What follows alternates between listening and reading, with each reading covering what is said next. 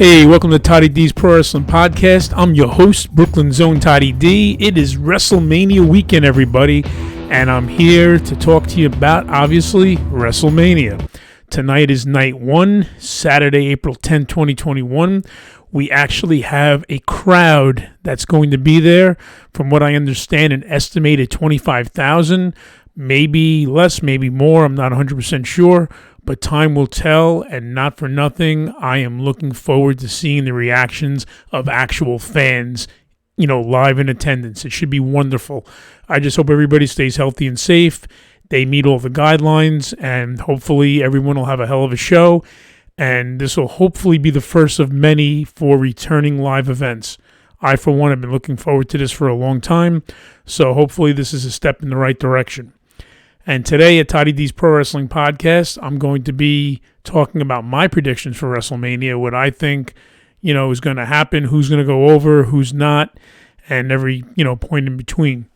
So I'm looking over at the card for tonight of Naomi and Lana versus Mandy Rose and Dana Brooke versus the Riot Squad versus Natalya and Tamina, and versus Billie Kay and Carmella in a tag team turmoil, match. And you have a lot of great teams here. Me personally, I happen to like Natalya and Tamina teaming up. It kind of reminds me of the legendary Hart Foundation, where you had the physical prowess and you had the technical prowess. Bret the Hitman Hart obviously was a technical wrestler. The Anvil Jim Neidhart was the power of the team, and having Tamina as the power and Natalya as a technical wrestler is is very reminiscent of the Hart Foundation, but also reminiscent of Owen Hart and Yokozuna because it's family heritage. So this is like a great tag team. This has history. This has a build. In my opinion, I would love to see Natalya and Tamina go over and win the titles. Do I think it's going to happen? Probably not. I feel they're very deserving since they've been around WWE forever. And Tamina's always had some bad luck when it comes to timing, as far as injuries are concerned and other issues. But hopefully this team will last and they'll either capture the gold or be on their way to actually getting, tag team gold. You look at Naomi and Lana, I don't think they're going to, go over in WrestleMania. They're a decent team, but I don't think they're ready. Now, Mandy Rose and Dana Brooke, on the other hand, they've been tagging for a while. They got a good look.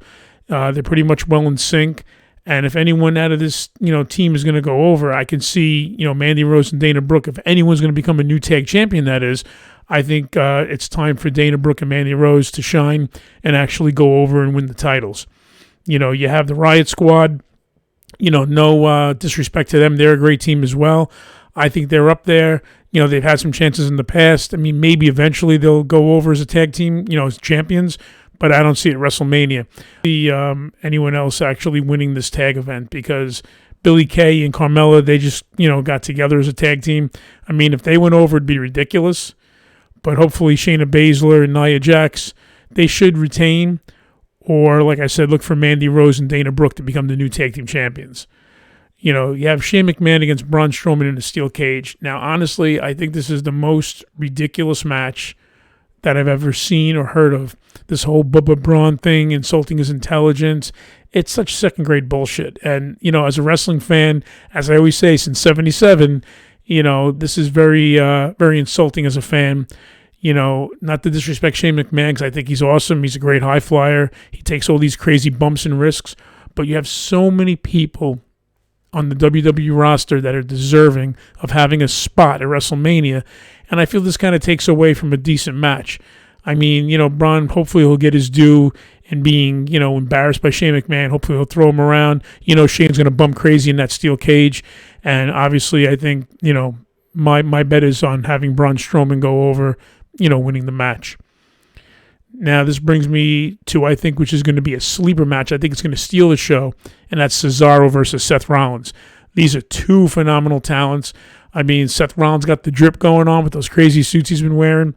Cesaro, in my opinion, for years is so underrated. The guy, pound for pound, might just be the best wrestler they currently have in the WWE. He's physically sound. His wrestling ability is unmatched. The things that this man can do is insane. For God's sakes, he took the Great Khali a few years ago and he grabbed him by the legs and he swung him around. The guy is phenomenally crazy strong.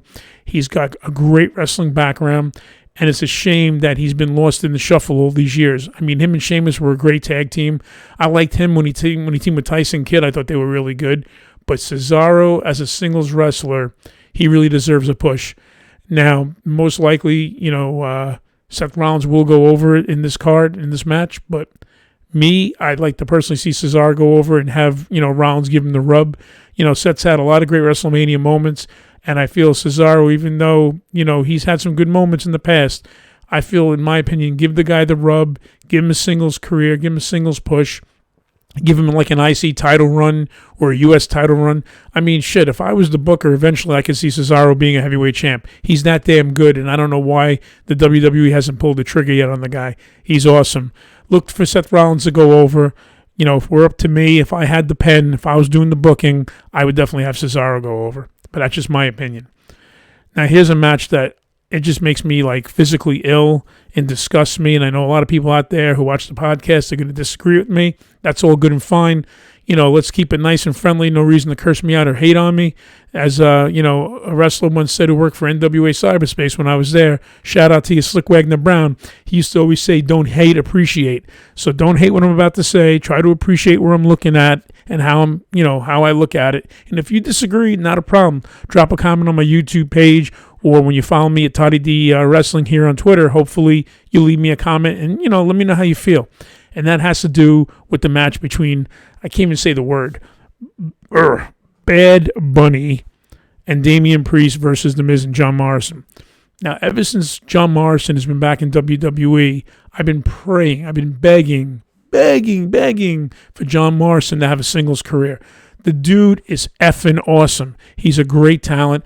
Him and Miz, back in the day, they were a great tag team, but that's come and gone. That ship has sailed, and I feel that the Miz, whether he means to or not, he's holding John Morrison back. The guy came back. He's in great shape. He can still go. He can still have a great singles career.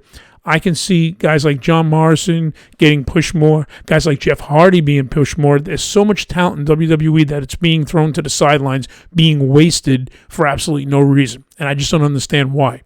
So hopefully, Morrison will eventually split with The Miz and become a singles wrestler. But getting back to this tag match between Bad Bunny and Damian Priest versus Miz and Morrison, it pains me to say this. We all know that most likely, more than so, this Bad Bunny and Damian Priest are going to go over. Now, Damian Priest, I like the dude. I think he's got a hell of a career. He's got a hell of a future. He's got a great look, and he can be somebody in the WWE. It's always bothered me as a fan personally to have these outsiders come in and make the wrestlers look bad. Now, I get it. It's a crossover. It's entertainment. It brings in people who are non-wrestling fans. I get it. I'm not that old school. I'm not that, small-minded. I understand. Again, I've seen every WrestleMania, so I got it when they brought in Mr. T. I got it when they brought in Billy Martin. I got it when they brought in Muhammad Ali. Wasn't thrilled about Liberace. Well, that's another story. But the bottom line is this. I get it for the entertainment value. But having this guy, Bad Bunny, come in, who weighs 100 pounds soaking wet, as Roddy Piper would say, including pimples, I feel he should be a manager maybe to Damian Priest, but not a wrestler. It's insulting. So, obviously, they screwed up his $3 million Bugatti with all that red bullshit they wrote on the thing. So, obviously, the two of them, being Bad Bunny and Damian Priest, are going to be going over at WrestleMania, and they're going to make The Miz and Morrison look like jerk-offs.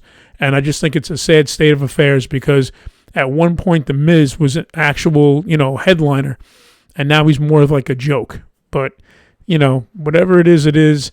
I just hope that either way, whoever wins this match, which most likely is going to be the Bunny and the Priest, I hope to see John Morrison after this say, you know what, fuck this, I'm out of this tag scene.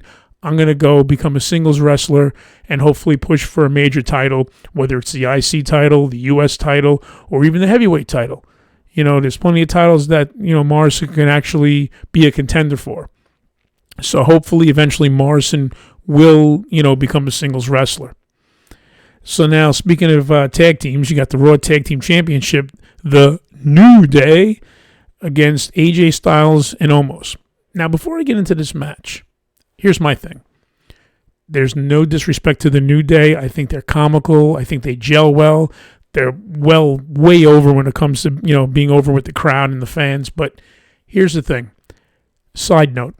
How do you take a team like the Hurt Business, who are fucking awesome, and you break them up too soon, way too soon, and yet the New Day's been around for several years, which is fine, but why didn't you give the Hurt Business Vinnie Mac? Toddy D needs to know this. Why did you not give the Hurt Business the same props, the same respect, and time to grow as a tag team? They were like a modern-day Horseman. I mean, they were an awesome team. MVP is gold on the mic. He's a great manager. Look how Shelton Benjamin and Cedric Alexander got bumped up into status, into main event, because of guys like MVP. That was a hell of a faction. And having Bobby Lashley at the forefront is incredible. I could have seen a Keith Lee join the faction, for the Hurt Business. There's so many people that I could actually seen going into the Hurt Business. Not too many. You don't want to water it down like they did with the NWO, but I could have seen a couple of wrestlers that would have been Hurt Business worthy, so to speak, had they, given a chance. But obviously they killed the Hurt Business. I don't see them coming back. If they do, that would be great, because they were just getting hot. They were just getting, the fire going. They just started striking that match. And then, of course, Creative had to blow it out. And I talked about this on my last podcast, how you can't have sitcom writers writing for WWE. You need to have people who are in the business, people who live, breathe, and shit this business, who knows professional wrestling, who knows how to get a crowd in, who knows how to put you in there for that ride. A nice slow build, good storytelling, creating in that ring, telling a story. These creative guys from these sitcoms, they're no good. But that's another story in itself. So getting back to the tag match, I put out a tweet last week, and I said, well, apparently to be in a tag match at WrestleMania for the titles, you don't have to ever have a Raw match. You never have to have a SmackDown match. You almost need to be just a rookie. So obviously it was a little play with Omos's words, almost, ha ha ha. But how the hell is Omos at WrestleMania in his first match, in a title match? I mean, tell me that's not insulting to you as a fan. Come on, guys and girls out there. You've been wrestling fans as long as me, or maybe not as long, but you know the business, you love the business, and seeing a guy like Omos in his first match for a tag team title, it's insulting. I mean, you had so many people that paved the way before them that were a million times better that never had that opportunity. I just don't think it's fair. I don't think it's right. But, I guess they're going to have AJ Styles and Omos go over. I think this is a transition where, they're trying to get Omos' feet wet, and hopefully he can be a good big man performer. But I see the New Day losing the titles to Omos and AJ Styles tonight. But I guess we'll find out in a little bit for that. Now you have the SmackDown Women's Championship, Sasha Banks against Bianca Belair. Now, from what I was being told, this is supposed to be the closer match tonight. Now, we haven't even discussed yet Bobby Lashley versus Drew McIntyre. So, with that said, if Sasha Banks and Bianca Belair close, the night one of WrestleMania, how do I feel about that as a fan? I have no problem with that. They're both great, talents. The women today have so much to bring to the table where not all of them, but the majority of them are as good as the men, and some are even better than the men. So, Sasha Banks, this has been a good title run for her. Sasha Banks, she's known for winning titles and then dropping them rather quickly. This has been a pretty good run, and Bianca Belair is being brought up in the ranks. So I can see Bianca Belair having that WrestleMania moment and going over tonight. So my pick is Bianca Belair. Best of luck to both ladies out there. Should be a hell of a match. And speaking of matches and championships, that brings me to Bobby Lashley versus Drew McIntyre. This, to me, is one of the greatest stories in the longest time. You have one guy on one hand that's been busting his ass for 17 years, and another guy's been busting his ass for 16 years. These two guys are finally getting the respect that they deserve. Bobby Lashley is a world-class athlete. The guy does wrestling. He did MMA. He's done it all. Guy's built like a brick shit house, but he's also a good wrestler. And then Drew McIntyre. Look what this guy's been through. He was known as the Chosen One. He was given this moniker by Vince McMahon when he first came in as the Chosen One. The Chosen One. And then what happened to this poor bastard? He gets put in with two other guys they call three-man band, And then shortly after that, he gets his walking papers. But he never gave up. He said to himself, okay, this is a life learning lesson. I'll go back down the indies. I'll do my thing. I'll rebuild my brand. And then eventually I'm going to come back bigger, better, and better than ever. And he just did that. He went to NXT first, kicked some ass, and now he's been back in WWE for quite some time. Now, if I'm writing the story and I'm the booker, even though I love Drew McIntyre, Bobby Lashley just won the title recently. Give the guy a good run. He's the heel. Make the face chase him for the strap. That's how it was when I was growing up. You want the heel to be the champ. Eventually, the payoff will be the face, the good guy, winning.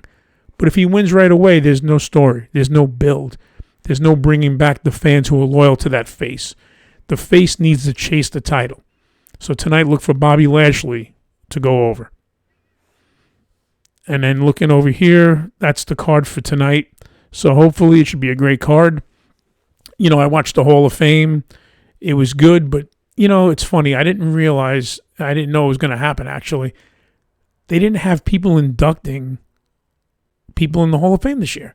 They just brought the person out. He or she said their speech. It was really quick, and that was it. Now, I get it. You have 2020 and 2021. You had to combine them both, so they're pressed for time.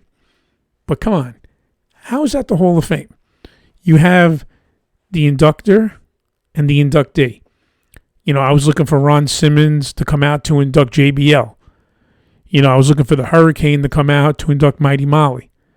You know, I know that Eric Bischoff went in on his own, but I figured Eric Bischoff, Easy, would be part of the NWO, or he would induct the NWO. And speaking of the NWO, no disrespect to X-Pac 6, 123 Kid, Lightning Kid, whatever you want to call him, Sean Waltman. If he's going to be part of the NWO for the induction, then all the rest of them should have been inducted as well. Now, I get it, Paul White's in AEW, so they can't mention his name for political reasons, but you had other guys in the NWO. You know, you had Lex Luger, you had Scott Norton, you had Ted DiBiase. There were a bunch of people, even Virgil, for Christ's sake, was in the NWO. So if you're going to induct people in the NWO past Hogan, Hall, and Nash, then everybody as a whole should be into that NWO. Buff Bagwell, they should all be in there. Now, if you're not going to induct everybody, just keep it simple and sweet. Hogan, Hall, and Nash. Those were the original three members of the NWO at Bash at the Beach when Hogan turned on Savage and dropped the leg on him. We all know the story. Those three should have been the ones inducted. And the one person that could have inducted him, even though he was going in, was Eric Bischoff. Eric Bischoff got inducted into the WWE Hall of Fame. DDP could have, presented him. And there's just so many other people that were part of the Hall of Fame, like Rob Van Dam. I thought Rob Van Dam's speech was awesome. I mean, the guy was humble. He spoke from the heart. He told some excellent road stories, and the guy never changed. People wanted him to change, but like he said, he never changed. He stayed true to himself. A lot of respect for RVD. And I love JBL's speech as well. That was hilarious. But the point I'm trying to make is, if you're going to be inducted into the Hall of Fame, you really need to have someone induct you. That's how it's always been. And if they had the 2020 and the 2021, why not make the Hall of Fame 2 nights like they're doing for WrestleMania? That way, they could have been inducted properly. That's just my opinion. So, I'm excited for WrestleMania tonight. Should be great. Monday Night Raw, the night after WrestleMania is always awesome. I don't know how good it's going to be. I don't know if there's going to be actual people in attendance for Monday Night Raw. If there are, then we're going to have a great show. If it isn't, there'll be a delay with, the crowd reaction being dubbed in like they usually do. But either way, it should be pretty cool. So I want you guys to follow me on Twitter at Toddy D Wrestling. And you can follow me at Toddy D on YouTube. All you do is type in TODDY with that good old space letter D. That's me, Brooklyn's own Toddy D. You can catch all my podcasts on YouTube. And, leave a thumbs up. Please subscribe. Leave some comments. Good, bad, or indifferent. It doesn't matter. And also, like I said, please follow me on Twitter. We're trying to get the Toddy D Pro Wrestling Podcast back in action. And I actually have a couple of guests in store for the next coming weeks. Can't talk about it right now. It's a little top secret. But I'm going to have a great time interviewing these people over the course of the next few weeks. And hopefully you guys will stay tuned and watch and enjoy what they'll have to say. So, once again, yours truly, I'm Brooklyn's own Toddy D. I want all you guys and girls out there to enjoy WrestleMania. Stay healthy and safe. and I'll see you guys soon. Stay tuned and be well.